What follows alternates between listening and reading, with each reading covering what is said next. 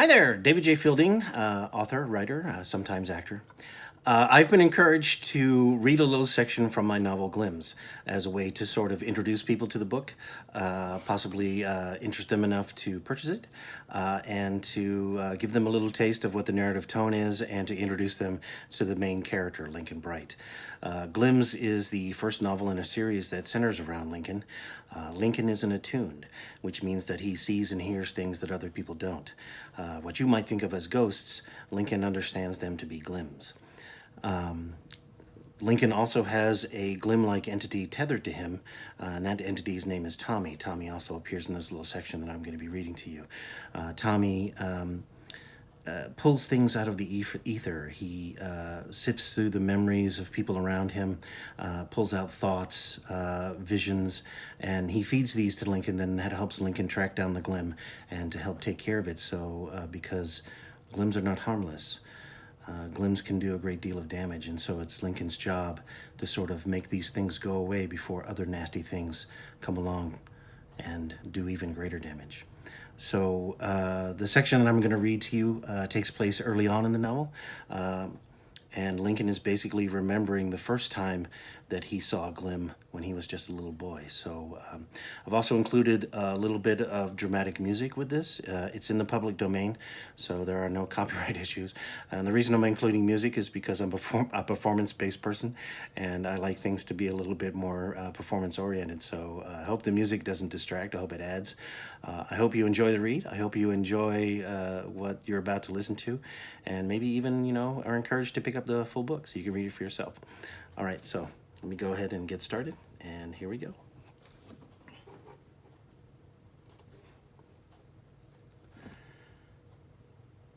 The first glim I ever saw was at Sugg & Sons General Store a few blocks from our house in Crowley when I was 4 years old. My dad had taken me into the store with him on those few occasions when Mom had sent him down there to get an extra loaf of bread or if he needed a carton of smokes. It was one of those corner stores that are a rare breed these days, a last holdout of the kind of rural supply shop where old-timers would gather to practice the long-standing tradition of gossiping about politics, livestock woes, who was doing what to who, shooting the shit. The place was run by a tubby gentleman by the name of Mr. Suggs, had been in his family for 6 generations, an all-wood, 2-story house that an enterprising great-great-grandfather Suggs had converted into a dry goods business. Each of the rooms on the ground floor had been modified to accommodate shelves that held a variety of produce, foodstuffs, or construction materials. The whole place smelled of sawdust, tobacco smoke, motor oil, and pickles. Sometimes, Mr. Suggs' eldest female relative, Granny Suggs, would work the front counter, ringing up customers. Granny Suggs wasn't just an old woman to me. She was positively ancient, a sour-faced, tight-lipped harridan. It'd be an understatement to say she frightened me. But a great many things are frightening to a child, let alone one who sees things others don't.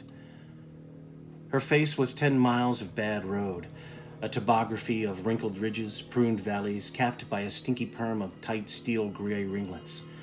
Her lips were fixed in a permanent judgmental pout, as though she were smelling something truly foul about everyone that came within a foot of her. It wasn't her appearance that filled me with dread, though. Nor was it the way that she glared at me from behind the counter, her black eyes tracking my every movement. No, what scared me about her was the young boy that was forever lurking behind her. He always had the same worn, dirty overalls on, faded denim with frayed edges around his bare ankles. He looked tired all the time, with dark circles under his eyes. One particular day, Granny Suggs was there, but the young, stoop-shouldered boy who usually stood meekly in her shadow was not. Something else was there. Something nasty. Before we had gone into the store that day, my father had leaned over to me with breath reeking of nicotine, saying, "Just don't say anything about Anthony. It'll upset the old woman." I didn't know who Anthony was.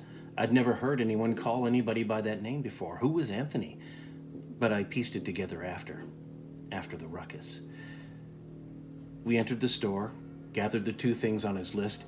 Then I stood by my father's side as we waited to pay for Mom's quart of milk and his carton of Kent's. Something was different that day. It was much too quiet for a place that was usually abuzz with low voices or heated debates about soybean prices. As we stepped up so Granny Suggs could ring us out, Tommy leaned in close to my ear, whispering details that I doubt anyone would know. "Anthony died 3 days ago. his head staved in by a shovel because Althea Suggs had grown tired of him living in her home.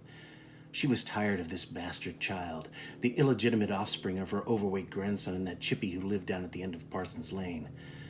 Althea Suggs was insulted, outraged that her grandson could commit such a sin, to have brought this mongrel child into the world. But as her son had died tragically in a car wreck, willed his store to her idiot grandson, she could only swallow her rage. She could only stand by impotently, forced to allow the unwanted child to live in her home. From an early age, she'd taken out her anger on the child, hiding it well from family members. She'd beat him with rolled-up magazines to prevent bruising. Oh, there were other ways she hurt him, too.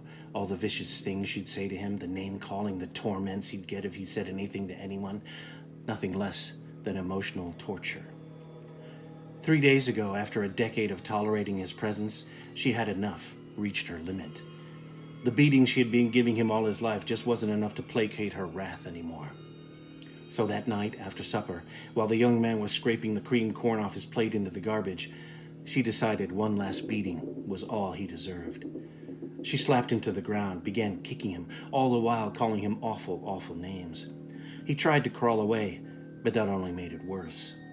She slapped, smacked, kicked, chased him out into the yard. He tried to defend himself, grabbed the shovel that had been leaning up against the shed, held it out before him, trying to shield himself. But he was thin, sickly, malnourished because the old woman barely fed him. 1 meal a day, if that.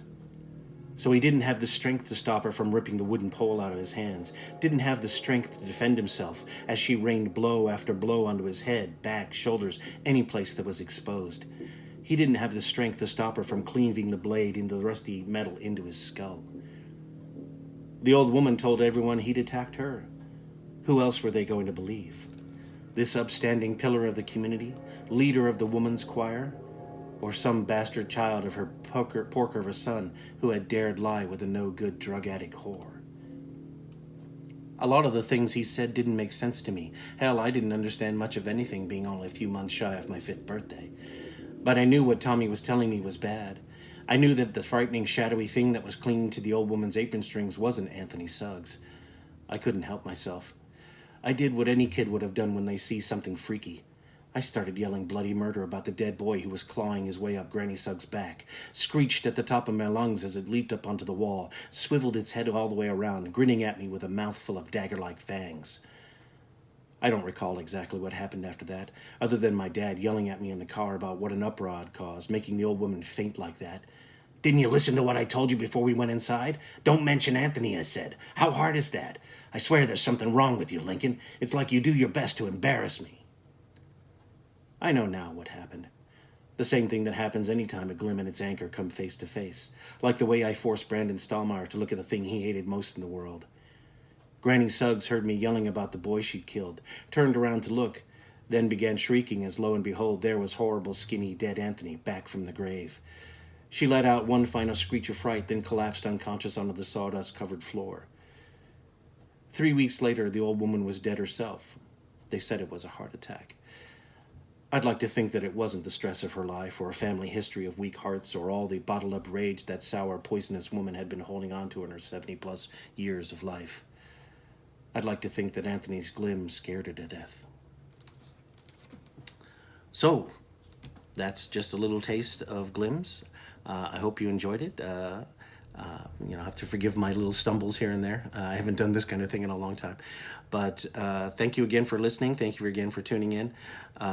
Because we're all sort of quarantined during this little coronavirus thing, I thought this might be a little bit of an interesting thing to pass on to people. So thank you again.